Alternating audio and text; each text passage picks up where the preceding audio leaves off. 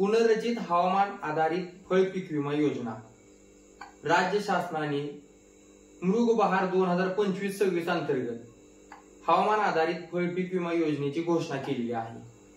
ही योजना म्हणजे काय, त्या योजनेची उद्दिष्टे काय आहेत, तसेच यामध्ये कोणकोणती समाविष्ट पिके आहेत, तसेच शेतकऱ्याला हा पीक विमा भरण्यासाठी किती रुपयाचा प्रीमियम म्हणजेच हप्ता भरावा लागणार आहे, या सर्व गोष्टींची माहिती या व्हिडिओमध्ये जाणून घेऊयात।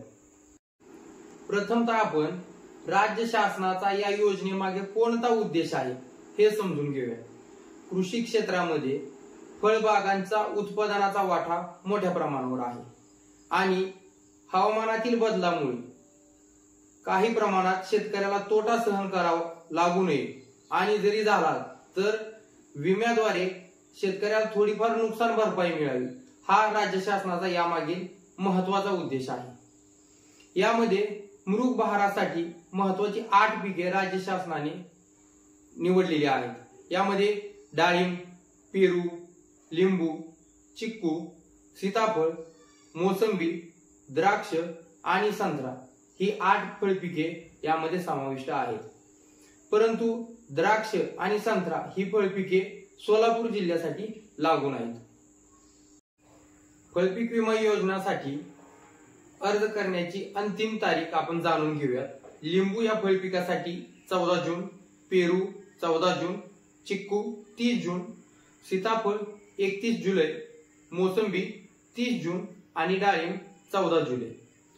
आता या फळपीक विमा योजना अंतर्गत प्रति हेक्टरी शेतकऱ्याला जो प्रीमियम भरावा लागतो ती रक्कम समजून घेऊयात।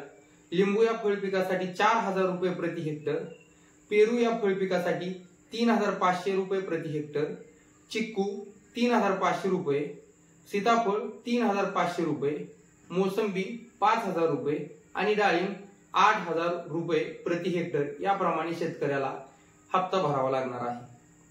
यासाठी आवश्यक कागदपत्रांची आपण आता माहिती पाहूयात। यामध्ये शेतकऱ्याला 7/12, त्यानंतर आधार कार्ड, आधारला लिंक असणारं तुमचं बँक पासबुक, तसेच स्वयं घोषणापत्र, आवेदन अर्ज, जो तिथं अर्ज आपल्याला ज्या माहितीमध्ये आपल्याला द्यावा लागणार आहे त्या अर्जाची प्रत, तसेच जिओ टॅग फोटो। आणि इथे एक महत्वाची बाब अशी आहे की 7/12 हा ई पीक पाहणी अंतर्गत नोंदवला गेलेला हवा। जरी एखाद्या शेतकऱ्यांनी पीक पाहणीची नोंदणी केलेली नसेल तरी अर्ज केल्यानंतर येत्या 2 महिन्यामध्ये संबंधित शेतकऱ्यांनी पीक पाहणीची नोंद करावी। यानंतर शेतकऱ्यांकडून वारंवार विचारला जाणारा प्रश्न म्हणजे आम्ही फळपीक विमा भरला आहे परंतु आम्हाला याची रक्कम मिळणार का आणि मिळणार तर कधी मिळणार। तर या गोष्टीची माहिती देताना एक गोष्ट आपल्याला समजून घ्यावी लागते की राज्य शासन ही योजना राबवताना महसूल मंडळ एक घटक धरून राबवते। यामध्ये आपण ज्या गावात राहतो ते गाव कोणत्या महसूल मंडळाअंतर्गत येतं याची आपण माहिती करून घेतली पाहिजे। त्या महसूल मंडळाच्या ठिकाणी स्वयंचलित हवामान केंद्र बसवलेले असतात। आता स्वयंचलित हवामान केंद्र म्हणजे काय, तर इथे ऑटोमॅटिकली तापमान, आर्द्रता, वाऱ्याचा वेग इत्यादी गोष्टी नोंदल्या जातात आणि शासनाने प्रत्येक फळपिकासाठी ठरवून दिलेल्या कालावधीमध्ये या गोष्टीपेक्षा धोक्याच्या गोष्टी जर घडल्या, म्हणजे ठरवून दिलेल्या असतील की 15 डिग्री सेल्सिअस पेक्षा जर कमी तापमान आलं तर तो ट्रिगर शेतकऱ्यांना लागू होणार। अशा पद्धतीनं जेवढे ट्रिगर म्हणजे जेवढे धोके लागू होतील तेवढे विम्याची रक्कम शेतकऱ्याला लागू होते।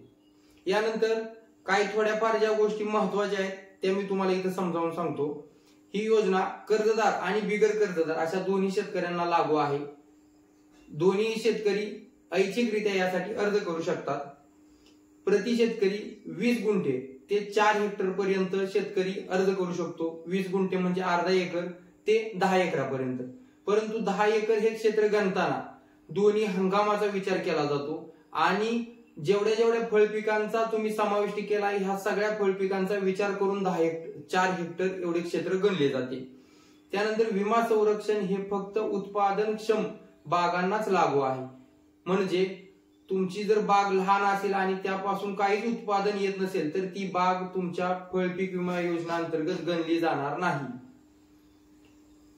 यानंतर कोणत्या अडचणी असल्यास कमेंट बॉक्स मध्ये नक्की कळवा. तुर्तास धन्यवाद.